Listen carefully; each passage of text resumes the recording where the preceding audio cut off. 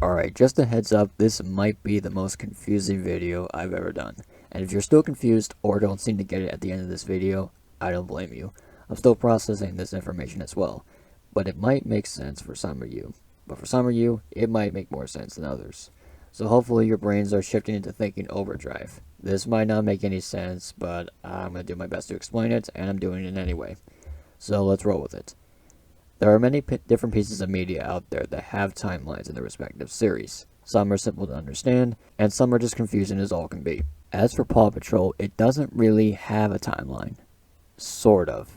There are multiple holiday episodes, and even multiple episodes of the same holiday, over the course of the series. You could say these same holiday episodes don't really take place in the same year. There is evidence that suggests that.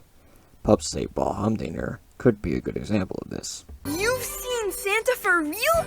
Yeah, for a little while. I mean, it was late at night and snowing. This is of course referencing the events of Pups Save Christmas, which had already happened, so we could say a year has passed from the two episodes. And there are birthday episodes for certain characters, but it really doesn't provide much. Now, if there was multiple birthday episodes for one character, then it would be significant, but yet there's no indication of what age they are.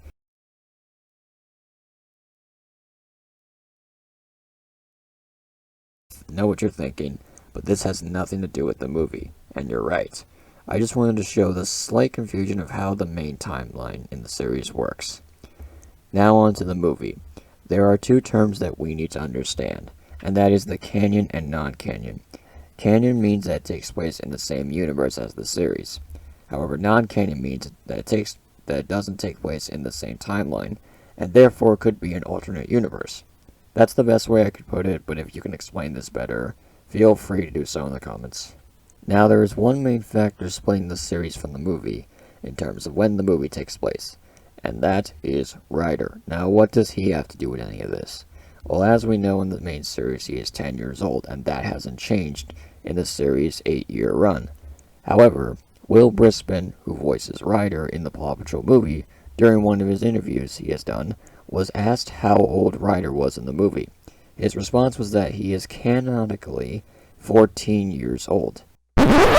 Didn't expect that, did you? If you don't believe me, he says this during his interview at Fab TV. It's on YouTube. I'll leave a link in the description. It occurs around the 11-minute mark, so check that out if you're not convinced. Now, I do think Will is reliable, but I think we're going to need Mr. Brunker to confirm this, just for good measure. Now, if Ryder is 14 years old, this would be a big deal timeline-wise. As I said before, he never aged in the main series, though he probably has and it's never mentioned in the series.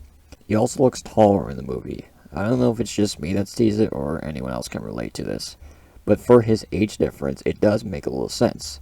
And finally, there's this line by Ryder to Humdinger in the movie. Even though we've had our personal differences over the years, I take no pleasure in doing this. Now, you can debate on this whether he was talking about the 8 seasons of being enemies, at least in our universe, sort of say, or this could be literal. It would make sense since Ryder is 14 and it takes place 3 to 4 years in the future from the main series, and that line would make more sense. So there's that to consider. But let's go back to the canon and non-canon thing. Mr. Brunker recently replied to a tweet as to whether the movie is canon or non-canon to the main series, and I will get back to that a little later. But for now, let's go over the two main theories that was brought up in the past as to where the movie takes place in the timeline. Now, both of these are debunked as of recent due to Mr. Brunker's tweet, and both are canon theories. The first one is that the movie takes place between seasons 7 and 8, sometime in season 8, or before the events of Pup Stop the Cheetah, where the old Paw Patroller sinks to the bottom of a mud pit, and is replaced by the new Paw Patroller in future episodes. And everything seems to line up with that theory.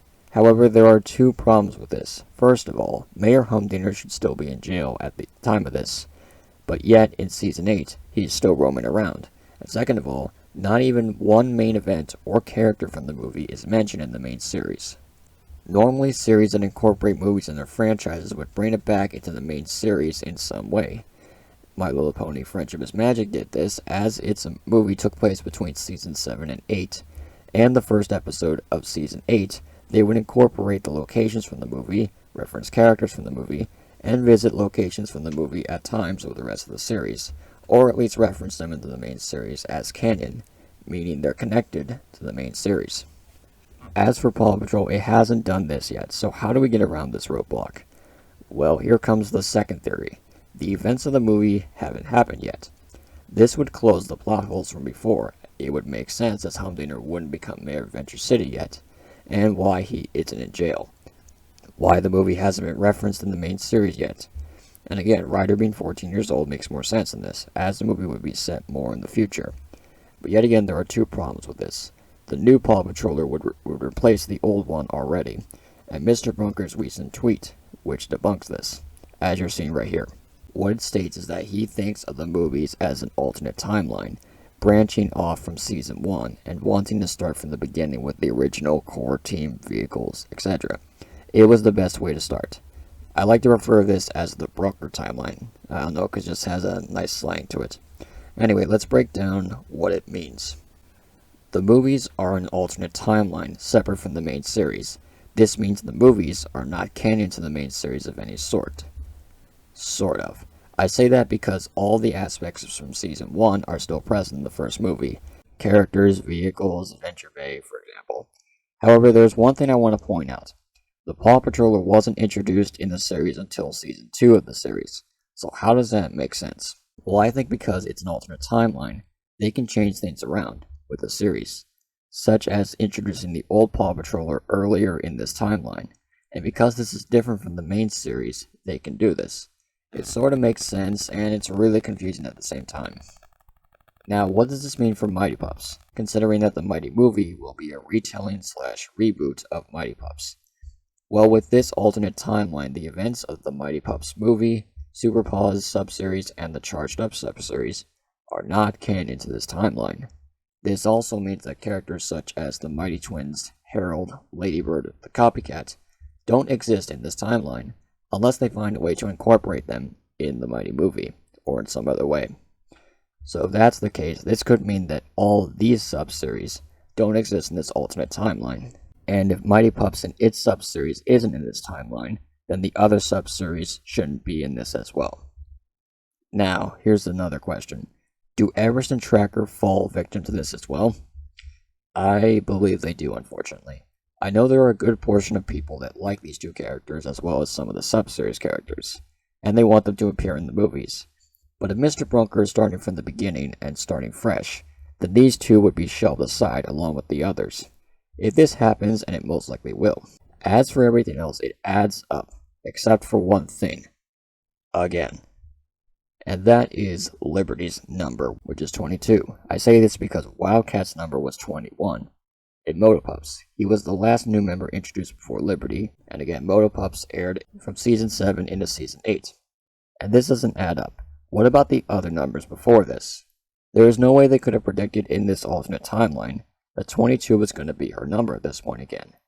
Again, what about the other numbers before that? My brain is dead after this.